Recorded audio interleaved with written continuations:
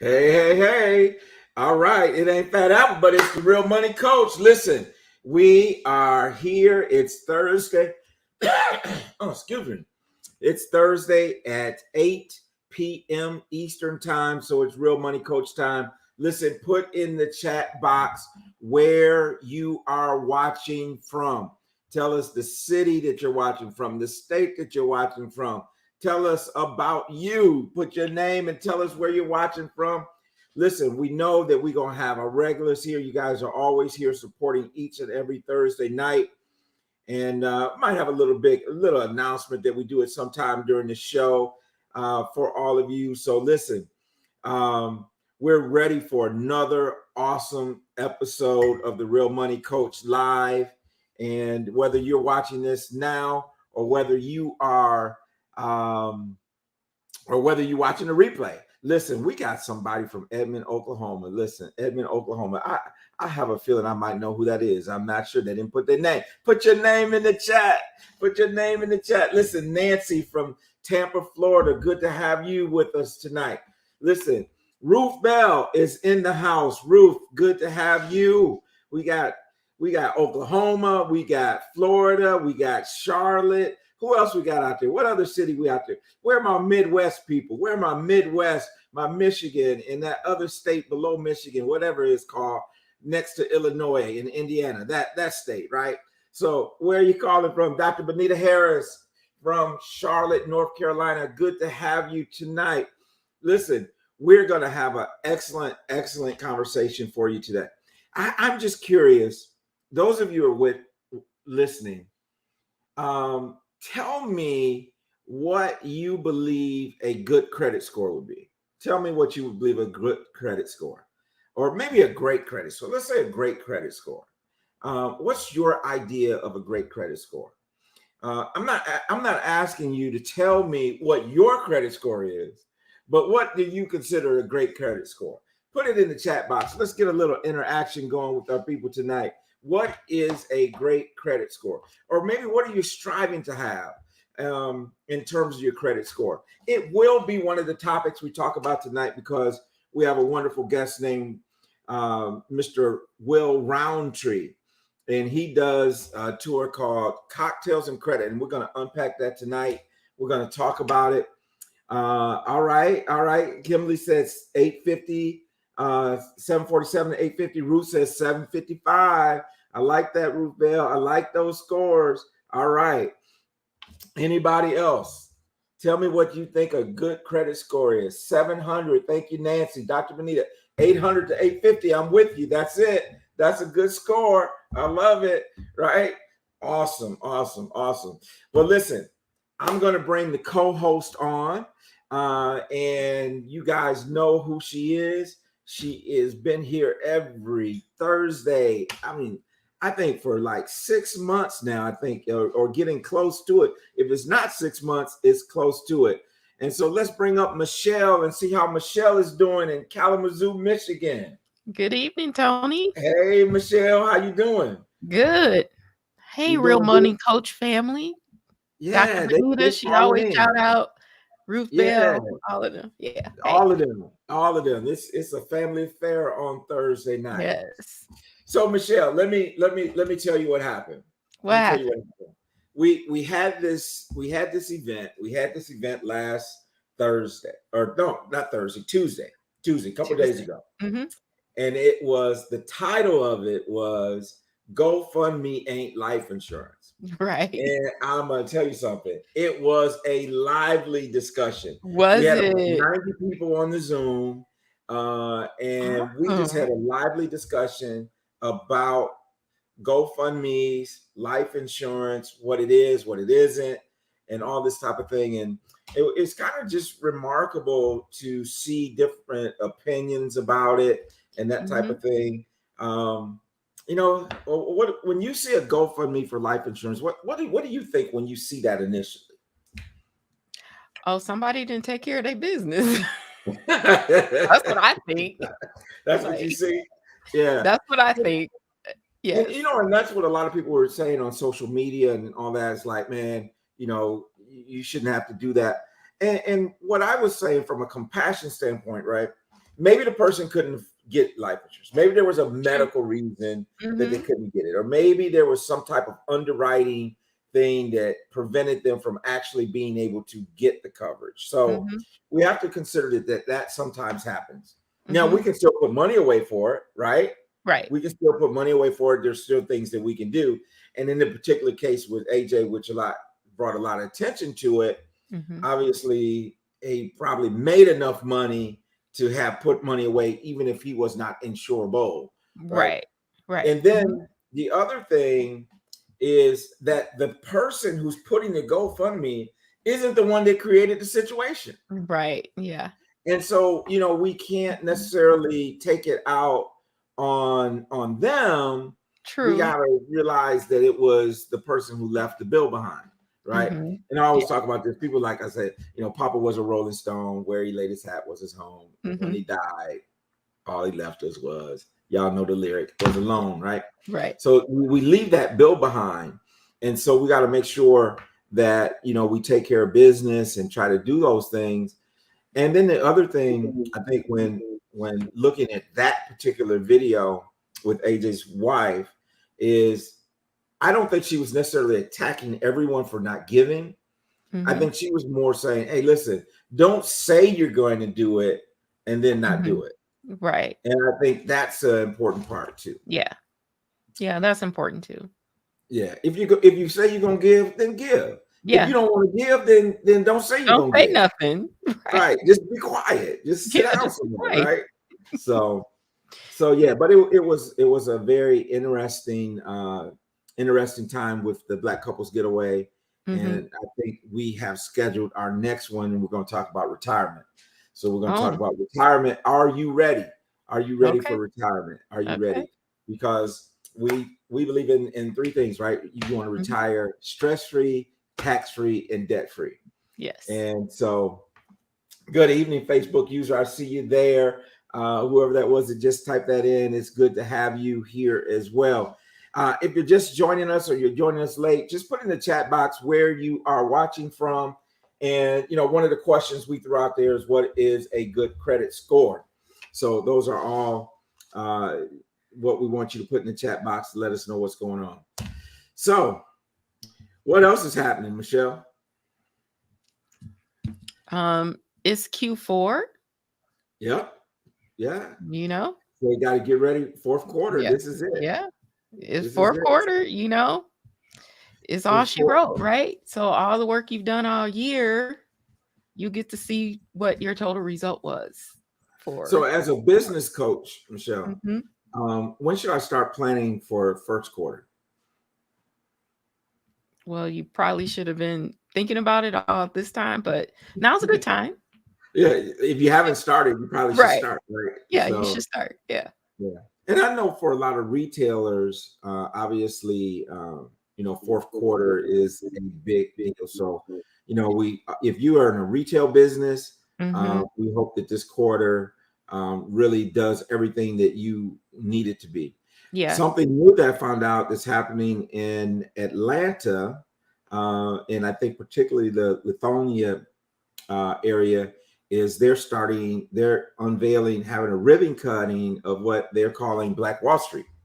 Oh, and so really? They have the Chamber of Commerce, along with I believe Pastor Jamal Bryant and some of the other folks that we know over at New Birth. They have New Birth has their own Chamber of Commerce within the church. So they have a Chamber of Commerce within the church. Okay. And so that, along with the local Chamber of Commerce, and they were initially going to have the grand opening at Labor Day, but they're actually going to have it on Black Friday. And so it's the Atlanta Black Wall Street. So I think that's going to be pretty awesome to see that whole thing take place. I don't know. It may be great. I mean, I don't go shopping on Black Friday, right? I'll stay at home. I watch some football. Yeah. Or maybe I'm licking my wounds because the Lions from the usually night play. Yeah. Right. They usually play. And you know what happens when they play. Right. But I think that's pretty awesome. I think it's pretty awesome. That is really awesome. Michelle, let me tell you about our guest tonight. His name is Mr. Will Roundtree. Now, I'm just going to read this this right here in his bio that I'm going to read you was like, I mean, he had come highly recommended from a client, and so I knew he was solid. She'd sent us his stuff and all this kind of stuff. But the first line of his bio says, "From homeless to millionaire." Whoa. Anybody who's gone from homeless to millionaire, I want to know about the mindset, right? Right. Because it takes a certain mindset. We hear about the Steve Harveys that were homeless, sleeping in their car. We hear about what's my movie man, Tyler Perry. Oh, Tyler Perry, We hear about those stories, but this is everyday people, everyday person. I mean, not someone that well, I don't know. He's pretty popular. He does some wonderful things. Good to see Young Men Strong in the house from New York. Good to have you here tonight, Najee. And then, so from homeless to millionaire, Will Roundtree has established himself as a staple in the real estate investment sector. His experience garnered him recognition among his peers and those in the community equally. As founder and top gross producing principal at WE Management, he's helped over 1,500 small to medium-sized businesses access over $400 million in funding in a 2-year period of time. Oh my goodness. 2 years. Wow. I didn't say 10. No. And we're not talking about Wells Fargo or Bank Right. of America. We're talking about William Roundtree, right? So listen, we got to bring him on because I'm ready to pick this dude's brain, right? Yes. I'm ready for him to share some knowledge. Alice Martin, thank you. Nice to have you here. Alice is here. You know, I knew Alice would be here. She's always here.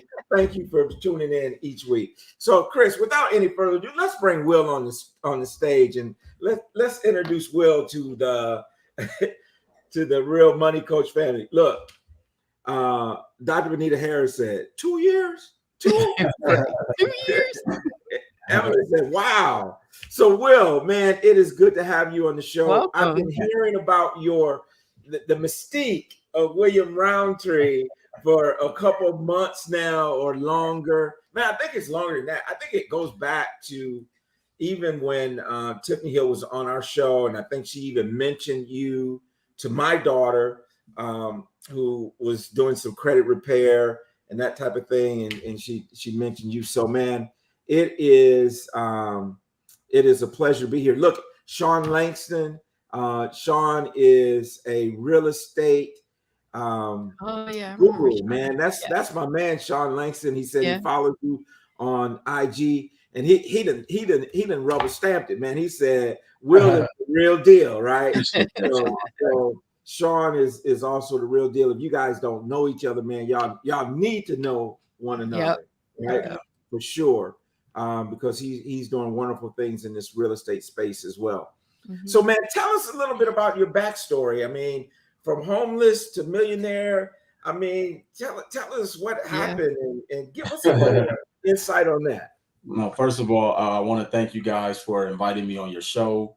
I want to thank my team, Tiffany, my attorney, for, linking us together.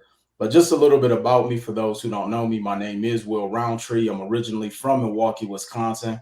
I currently reside in Las Vegas, Nevada. Been out here as of October 5th. It actually made 16 years. Time actually flies. So I didn't get to celebrate my 16th year. But, just like everybody else, I was told, all of the things to be a great model citizen in life. And, went on to, go to school, get the good grades, get the good job, found out that college was not necessarily for me. So I actually dropped out of college after my second semester of school and, trying to find my way through life, actually ended up getting into entrepreneurship. And the way I got into entrepreneurship was because I was working for a company. I was there about 7-8 years, thought I was going to retire. One day went to work, there were chains on the door. And so I'm like, what am I going to do with my life? And so once I got into entrepreneurship, and it actually started through network marketing. And for anybody who's ever been in network marketing, you know how that can be sometimes. But it wasn't that, because I didn't make any money. But the one thing that I did get from that network marketing company, which I always say changed my life, is personal development. And so personal development, and one of my mentors told me, he said, Will, when you change the way you think, that is when you'll become successful. And that just always stuck with me. And so kind of fast forward, end up moving to Las Vegas in 2005. I actually borrowed $500 from my mentor at the time. Moved out here with just $1 and a dream. I had a garbage bag full of clothes, and it was literally a garbage bag. I couldn't afford a suitcase. And I quickly found out how hard entrepreneurship is. But I tell you guys is that my mindset was always that it's do or die for me. My mindset was always, this has to work. I didn't have a plan B. This was my plan A, B, C, and D. And so, but what really got me into the space I'm in is that before I left, I had another mentor. And that's the thing I often share with people. You can have multiple mentors in different areas of your life. You can have a mentor for your health. You can have a mentor for your finances. You can have a mentor just as a life coach, etc. And so I had a mentor who said, Will, eventually credit will become the new dollar. And so that really stuck with me as well, too. And being in Las Vegas, I quickly found out what they meant by that. I couldn't get an apartment without a significant down payment. I couldn't get a car without a cosigner. And so as I'm going through life, they say the definition of insanity is doing the same thing over and over, expecting a different result. So I got tired of going insane, wondering like, man, why can't I get anything? And so I remember my mentor telling me that about credit, took it upon myself really just to learn as much as I can about credit. And so from that standpoint, I saw what it was able to do for me. I was able to purchase my first vehicle without a cosigner. While I was going through that transition of learning about credit, that's actually how I became homeless, because as you guys, heard me mention, I only had $500. $500 doesn't get you far. I don't care if it's in 2005 or 2015, $500 didn't get me far. And so I just remember going through that transition in that period. And once I actually not only understood what credit was, I also started to educate myself on how powerful credit can be. And then I started learning the trends of what wealthy people were doing, the Robert Kiyosaki's of the world, and started learning how credit is really just a tool. And once we learn how to use that tool, and it's a term called leverage that I would hear a lot of people in the finance space say, that's when it really took off for me. And so I started, learning about real estate. I started learning about business, but I just became a professional at educating myself on this information. And so I was able to take credit and, fast forward, due to time, to been able to build over 4 7-figure businesses. And I don't say that to impress people, but just to press upon them is that, information is what changed my life. It wasn't necessarily one particular thing. The information is applicable in all areas of life. And so I love just sharing that story, because I know people who are far smarter than me. They have more accolades, titles, access to things that I never had access to. But I just went out there and I worked hard, I had a different mindset, and I had a no quit mentality. So Will, what I want to know is this. I want to know, okay, so you find yourself in Las Vegas, $500, right? Yeah. And what type of things were you, what did you listen to? What did you read to work on your mindset? Because, many times if we find ourselves, broke, right? I'm not broke, but I don't have no money. Right. So and that can be stressful. So you had to come out of that, and you mentioned 7-figure businesses, but I want you to just share what type of things were you reading, were you listening to? Give us a little insight on that as well. Yeah, absolutely. So one of the very first books that my mentor introduced me to was How to Win Friends and Influence People. Sure. And that book was so instrumental, and it changed my life, because I often tell people one of the secret ingredients to just living is learning how to deal with people. Think about, there's so many people who are trying to start a business. They're trying to get their business off the ground. They're trying to scale. but they're just not good people to individuals. And in order to, so I always tell people, it's one thing to be a solopreneur. Okay. Mm-hmm. You can probably generate some success, but if you're looking to grow a business, you have to invest in people. And if I hadn't read the book, How to Win Friends and Influence People, I wouldn't have been educated or savvy enough to understand how to deal with irate situations, how to deal with people. Understand money isn't a motivator for everyone. Right. You have to be able to pick and choose and find what motivates somebody. Some people and money becomes at most, money is a temporary motivator. It's very temporary. Because once you make so much money, what are you going to do then? Yeah. Right. Or for each person, how much money that varies, Mm-hmm. and so I think that's great. And in that book, How to Influence and Win People, I'm getting it mixed around, but I think that was that by Dale Carnegie? Mm-hmm. Yeah. Carnegie, yeah. So that's an awesome book. That should be on. And it's on a pretty old book. It's it's been around for a long time. Yeah. It's been around for a long time. So pretty cool. So there you go. You want your tip tonight, Real Money Coach family, go back and read the book. I think I'm gonna reread it. I got it. I'm gonna have to go back and reread the book now. We'll spark that. So that's awesome. And so as you're working on, I want to hit something because I don't want to miss this, right? Because you said a solopreneur. And I think about Kiyosaki and his 4 quadrants, right? Employed, self-employed, business, and then investor, right? And I think sometimes people don't move through those stages. Right. You're stuck as an employee, or you might be a self-employed. So, what's the difference between employed and self-employed is that when you're employed, somebody owns the job. When you're self-employed, you own the job, but it's still a job. Right. But then when we get into that business system, and that's what it sounds like, that you learned how to do in leveraging your time, duplicating yourself. So tell us a little bit about what you're doing there. Yeah, definitely. And so, as you mentioned, one of the many things I've learned is that, when you're on a job working for someone, you're essentially trading time for dollars. And you become an entrepreneur, you're really doing the same thing. Matter of fact, you're working harder and you're probably making less, which is nothing wrong with that. But I wanted to really grow past that and scale past just purchasing a job, essentially, is what a solopreneur was. So I really started to learn about business. And, and one of the biggest things that I'm often telling people is that my first amount of revenue I was making, I put it back into my company, because for every dollar we take out, we dilute the equity of what our business is actually worth. Because I tell people my end goal is to sell my company at an exit. I didn't get into this to be a business owner for this particular business forever. I'm always thinking about exit. And these are the things that we're not taught.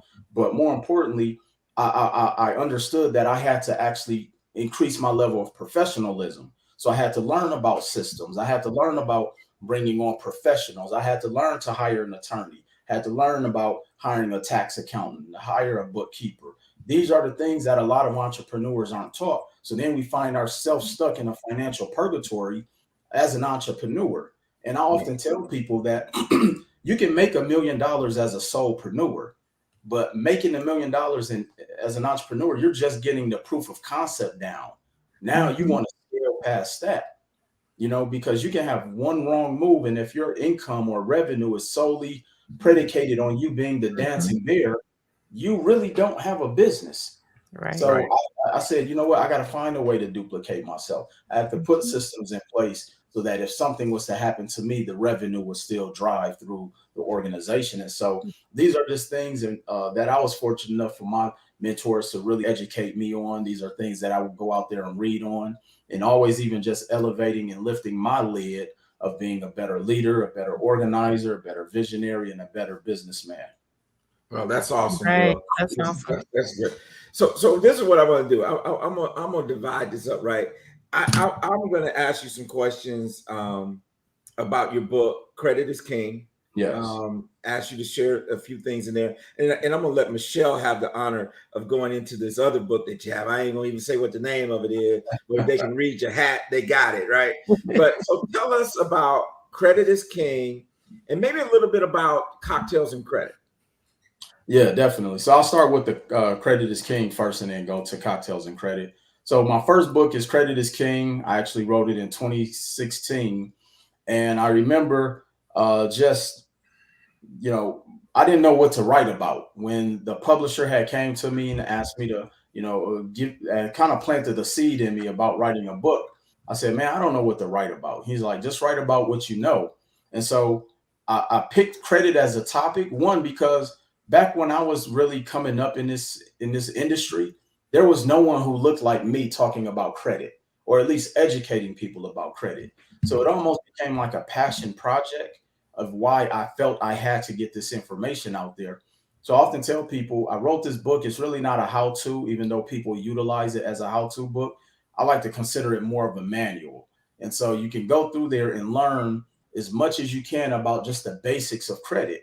And I even wrote the book to the tune to where if an 8th or 9th or 10th grader picked it up, they would actually understand everything in the book. Because here's the thing that I've learned: no matter what your level of education is or whatever, most people read and comprehend at an 8th grade level from across the board.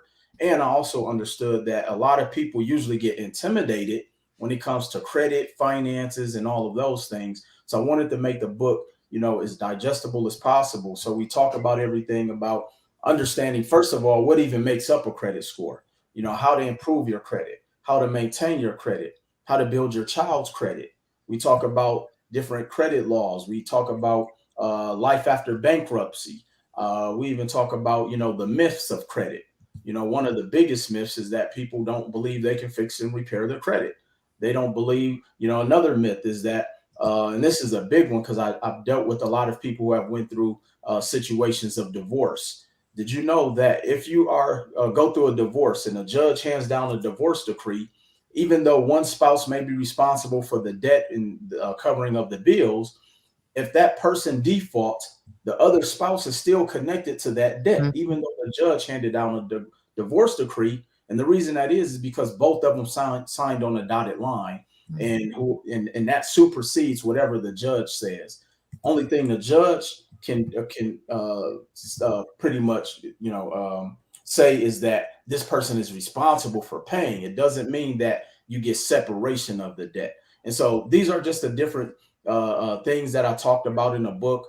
I even have a glossary at the back where it talks to people of the tune of understanding what a 1099-C is, which essentially, if you have debt forgiven by a creditor, they can actually send you a 1099-C and it's counted towards your income, and you have to file taxes on that. So these are things that I really try to educate people on. And I often tell people, like, I'm not a credit repair guy.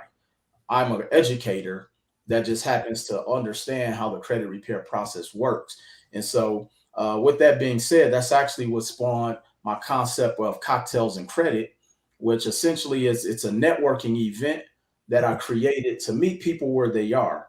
I understand, again, money, credit, finances, all those things can be intimidating to people. So I've created this concept, which my attorney helped me trademark. So I don't want nobody trying to use the name. Intellectual property is protected. That's right. It's all about so we literally travel around the country where we rent out a lounge and have people come in. They may have a couple cocktails, but then we actually turn it into a networking event whether I have myself, I invite, my attorney, Tiffany Hill, I invite real estate developers, I've invited accountants, I've invited different people in various industries, and we all go up there and talk about various things to really educate people. We've had people to talk about life insurance. We've had people talk about how to start trucking companies, how to, pretty much just about every industry. And so, but the good thing about it is it was completely free. And so we've been everywhere from Atlanta to New York to LA. I mean, I've probably done about 70 to 80 cities just in the past 4 years. And so it's something that I do because I think that a lot of people may not go in and research the information. So we deliver it in this format to make it, more appealing. And then we make it even to like an actual event. So it's not in there. I'm not up there speaking with a suit and hard bottoms on. I really want people to know, like, look, come as you are. We're going to have a good time, but you're also going to leave out learning something new that you may not have known about credit, real estate, business, and just overall educating yourself. So that's why I started that event. And I think that's so awesome. When I saw that concept, when Tiffany showed me the concept and sent me your website and all that, I was like, wow, what a great concept. And let me give a shout out to Rick Keys. He works with small businesses in Fresno, California, great partner of the Real Money Coach, is the Fresno Black Chamber of Commerce. And he said, listen, I'm glad I'm joining, confirms what he's doing with our members, right? Mm-hmm. And so I think that's awesome. So Will, I know we talked a lot about the credit and personal credit. Do you do any education, or tell us a little bit about business credit, and maybe give us a couple of tips on how to utilize business credit and that type of thing? Yeah, absolutely. And so that's probably one of the biggest things people reach out to our team for, is really understanding business credit. Because here's the thing, people have a misconception of kind of what business credit is. When we hear the term business credit, we assume it's, hey, I can go to this bank and try to get money without using my social security number. And that's not really what business credit is. Now, that's corporate credit, but corporate credit typically starts once your business is grossing $3 million and above. You've been in business a certain amount of time, and you need to have tax returns, P&Ls, etc., which we know and understand less than 4% of business, 4 to 7% of businesses are grossing 7 figures. So understanding that the basis of what I actually like to call business credit is leveraging your personal credit. You start a business and you personally guarantor the business to help you get the credit, which is why your personal credit is so important. Mm-hmm. So when people are saying, hey, I want to go get a business line of credit or get a business credit card, the first question I always ask is, what does your personal credit look like? Mm-hmm. Because the bank wants to make sure that, one, you have some skin in the game. When they're giving you access to what's called unsecured credit. Unsecured credit essentially is you're not putting up any capital. And typically when you're not putting up any capital, you have to be the guarantor in the event if you don't pay the money back, then you're on the hook personally as well as your business.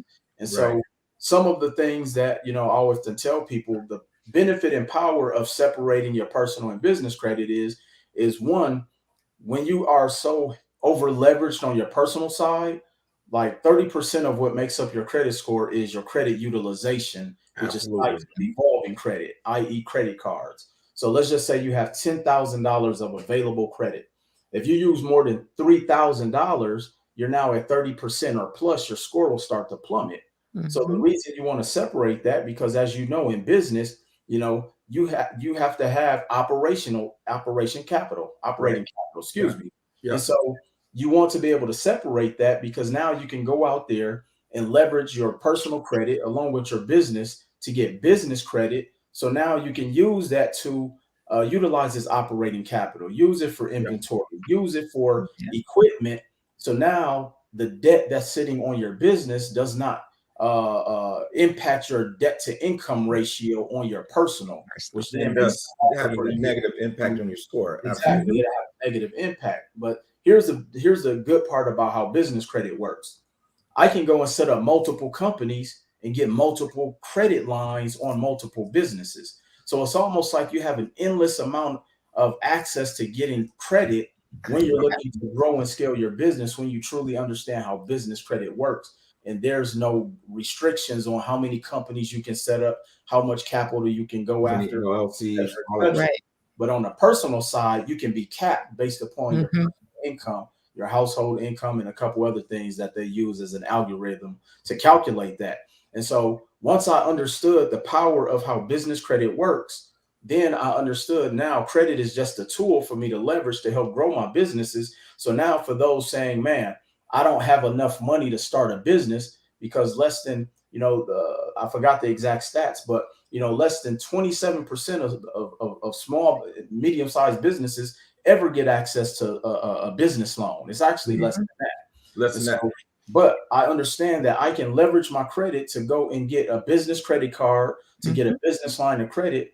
to put back into my business. And then to take one step further, Tony and Michelle, when you understand how credit works and really dive in to understand how credit billing cycles work, a lot of times you're able to use a lot of that money interest free. Interest free. Yep. Interest free. Yeah. When you understand when they calculate it, and it's not the due date. I always tell people it's not the due date that you need to be looking at. Yeah. It's when that interest is when they report to the credit bureaus.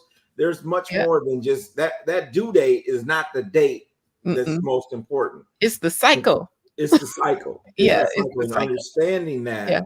And you know, I love what you're talking about and educating the audience tonight about leveraging business credit. Leveraging business credit, because what we always run into, and Michelle, you may run into this when you're coaching businesses. I certainly run into it when I'm coaching entrepreneurs, is they always have the same thing: access to capital. Access to capital. You know, work, not just, and sometimes it's not just capital to expand the business, but it's that working capital that Will was talking about. And because we know there's ebb and flows, right? With businesses. I mean, there's times when, you know, you have down times, you know, it depends on what kind of business you're in. It's another cycle. It's another cycle. Yeah. And that's why I even tell people when they come in my business, it's like, well, I'm gonna quit my job. I'm gonna quit my job. I say, well, you better go through all these cycles first before you go turning in a resignation, because you got to get used to the cycles. And for some people, that's hard to swallow. It is. It's not palatable to go through those cycles. So yeah, that's awesome. So Michelle, let's get into the other one. Let's get into the other book. What do you think? Yeah, Full-Time CEO. Tell me, like, because that's like my jam. So yes, so Full-Time CEO is a book that I wrote, and it's interesting how I came up with the concept, because like being a full-time CEO is really about a lifestyle. I never looked at it from a title standpoint. And the thing that I've also learned about when it comes to business, when it comes to being successful in any area of your life, it all starts with behaviors. It starts with habits, and CEOs have certain habits, and the biggest one is discipline.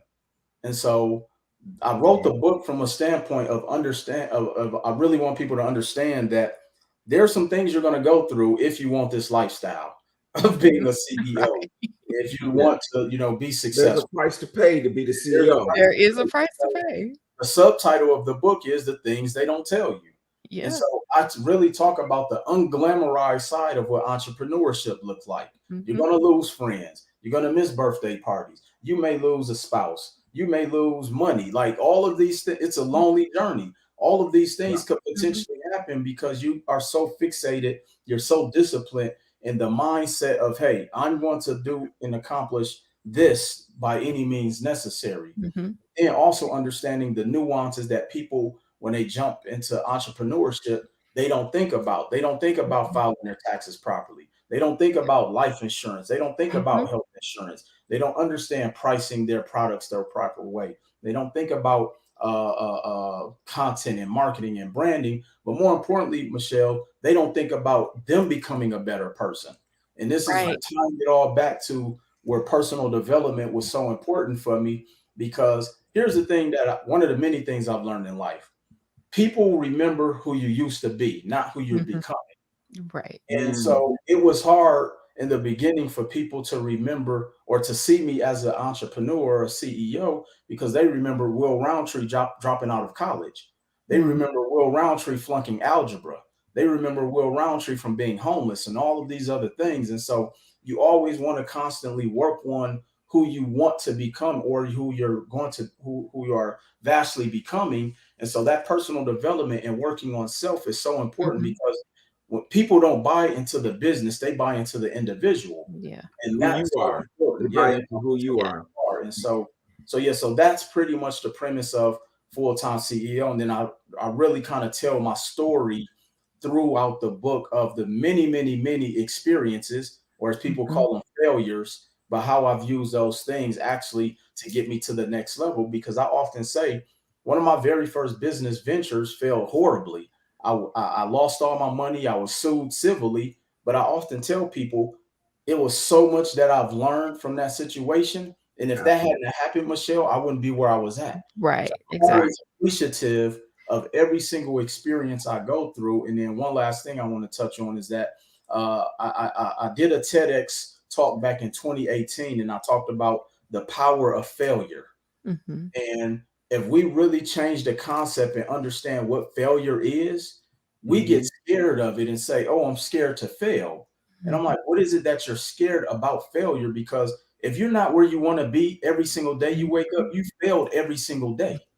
But we have another day to continue to position ourselves to become whatever success looks like for us. But failure is really just experiences. And once we really change that thought process, and also understand, people don't know you failed unless you've told them. Right. You guys know how many times I failed, but nobody knows. They don't know it. They don't know the process and the journey. So, yeah, so that's what the book is about. Well, you know, man, that's awesome. Nelson Mandela said, I never fail. I either win or I learn. Period. Right. So it's I never fail. And it's perspective. Awesome. It's how you look at it. You can never fail. Right. Absolutely. And you know, one of the things that you were saying, we've seen it, right? It said, you know, always the first million is your hardest to make. And you know, how many millionaires have lost it all and rebuilt because it's who you become in the process of becoming a millionaire. It's who you become, who you develop into in this process. And I think that's so important for us not to overlook and you talk a lot about personal development, and I think that's great. And maybe, you know, you can even share with us some of the things that you're still doing to continue to grow, to you know, to develop yourself. Absolutely. But you know, it's the journey. It's the journey. And the thing about it is what is success? Is it an end result? Is it, you know, a destination, or is it really a journey? Yeah. And I think that's so important to just unpack. And so that's pretty awesome. Thank you. You know, whenever I'm talking to business owners that I coach, I'm always telling them, you know, your success is actually here between your ears. As you develop as a person, you become that CEO. You become that person that can run the organization that you have envisioned in your mind, you know, and until you work on you, you're not going to get there because you would already have it if you already had it. Right. Right. So, Absolutely. yeah. That's powerful. Well, and that's interesting too, because as he was saying that, I was thinking about it, it's like people always see you as who you were. Yep. Right. And we said, well, they don't see who you're becoming. They can't. They can't. And the problem sometimes we have is that we can't see it either. And so we have to start to visualize it. We have to start to see ourselves in that position. Yes. And so let me do this. Let me do this. Yeah. Let me just tell you this. Okay. So here's the thing, Real Money Coach family. Your boy has been selected to have a radio show on iHeartRadio. So y'all, that's gonna kick off a week from tomorrow. All right.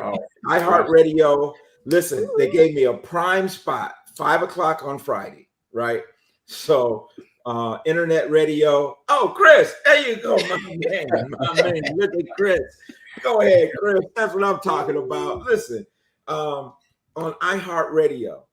But here's the thing. I was in the radio station today, and they have the wall there of all the broadcasting awards, all the people who had radio shows. And the lady said, why are you taking a picture of it? I said, because my picture gonna be up there.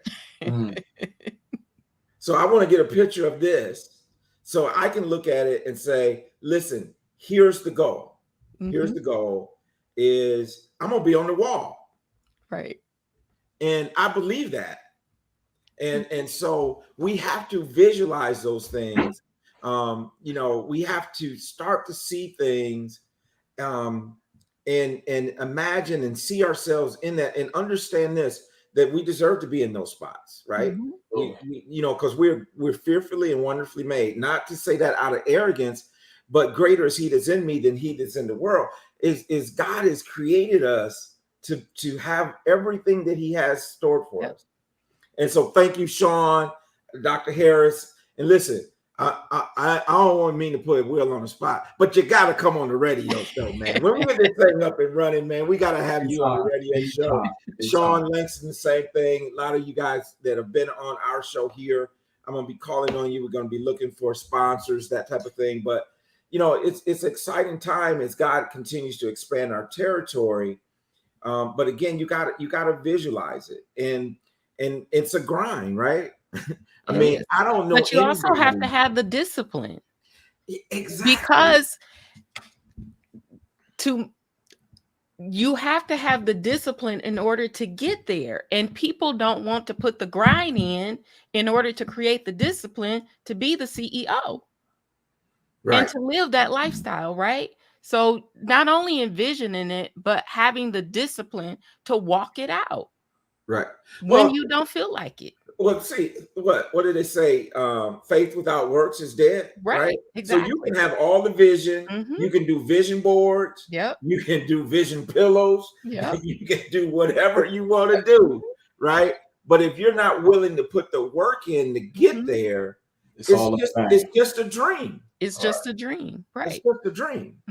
Right. It's interesting because, you know, I remember when I was first when I thought I was serious about entrepreneurship, and one of my mentors said, "Will, what do you think separates you?"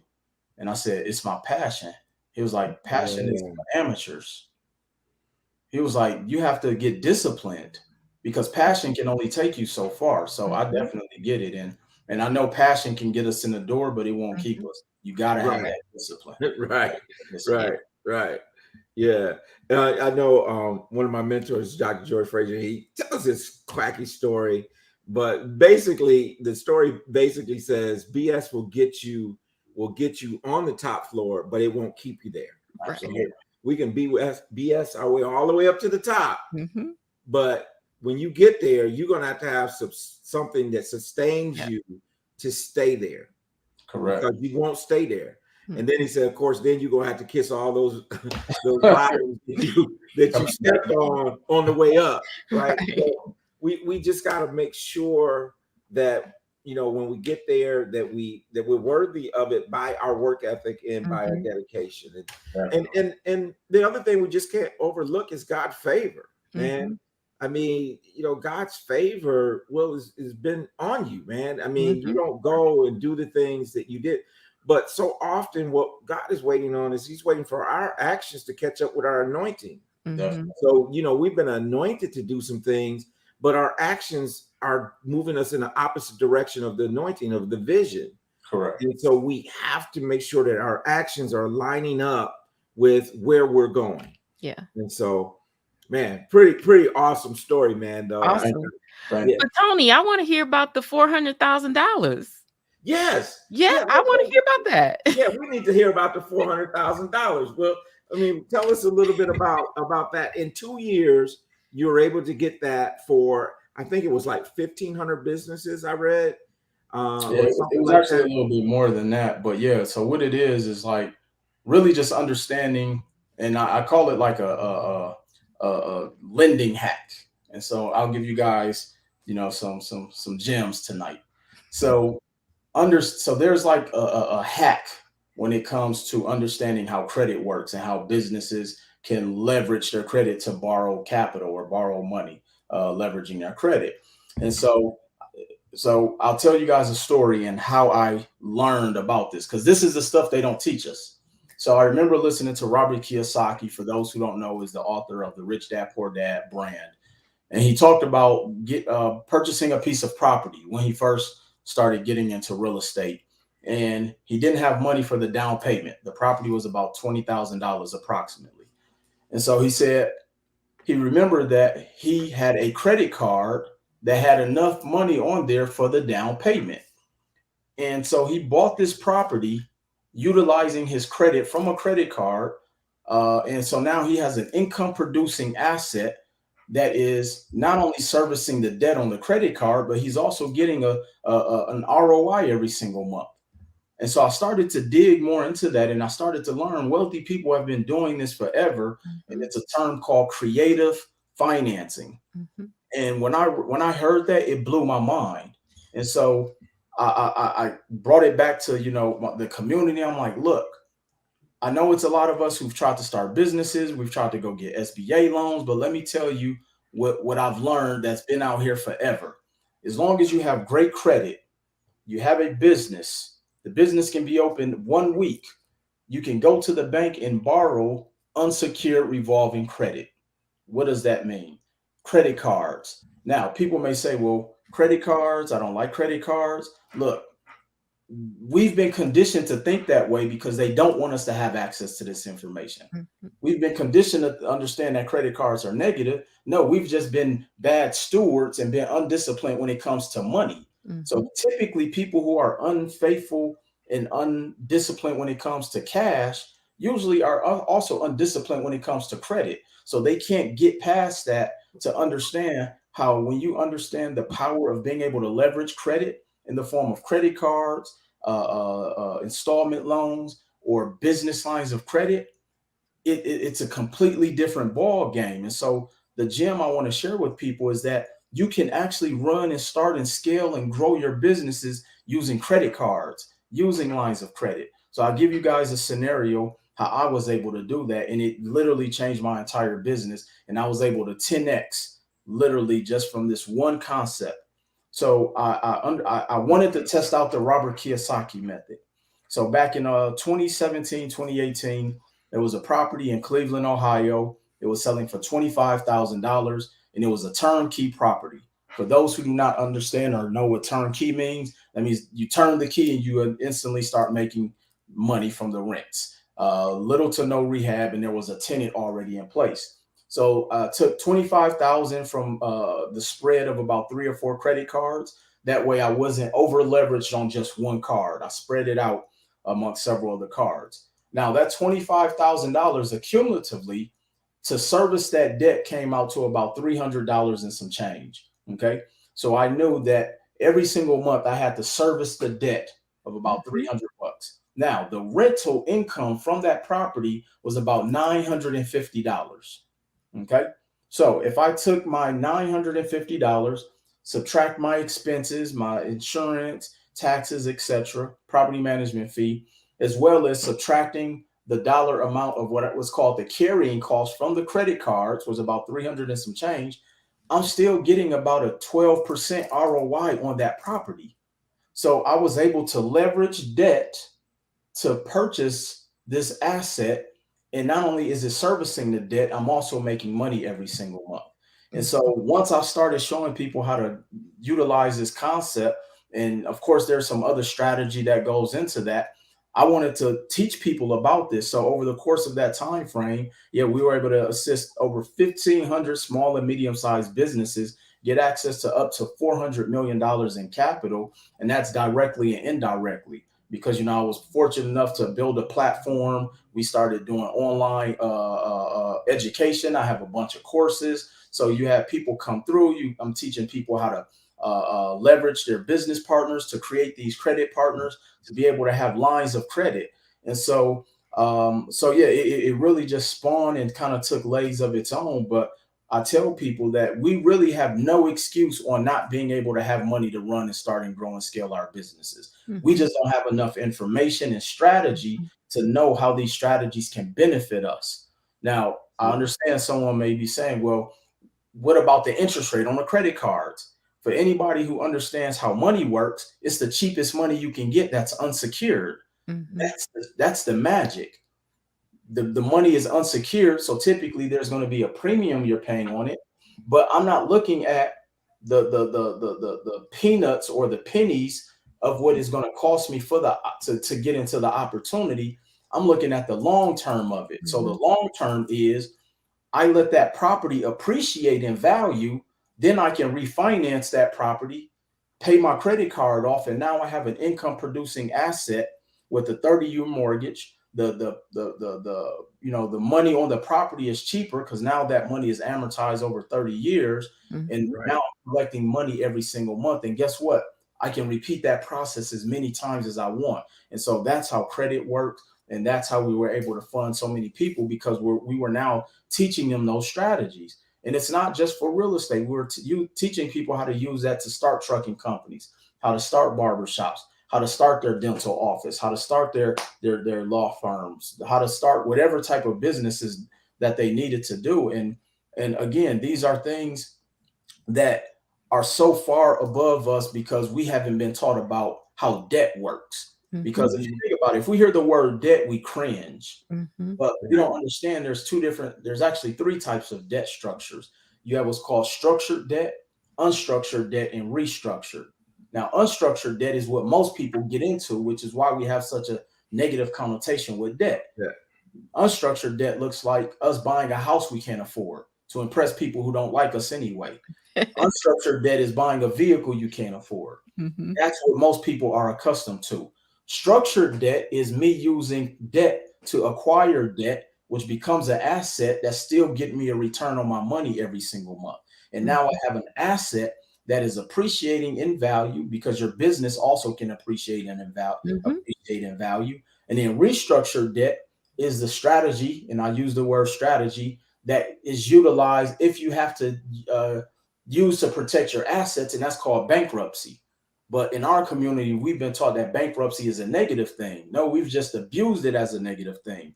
Bankruptcy is really just a restructuring tool used in the event you get stuck in a bad situation financially, to where now you can recalibrate. You now learn from that experience, and you can go back out there and get back into the game now with more strategy, with more discipline, with more focus. And so, yeah, these are things that are not being taught in our community. No.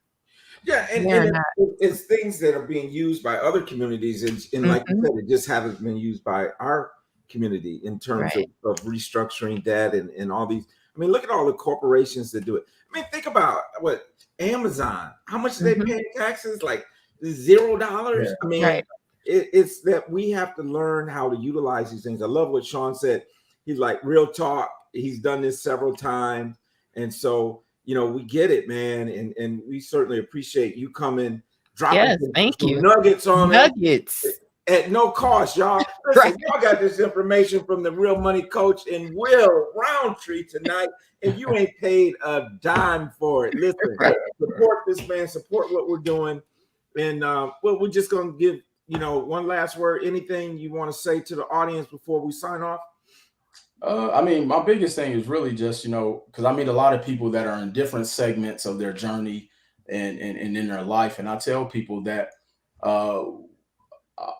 we have to stop being scared, and being fearful, because I once learned that the graveyard is the richest place on the planet, because it's filled with people who never started those businesses, who didn't write those books, who didn't publish those songs, who didn't go after anything that they imagined when they were children.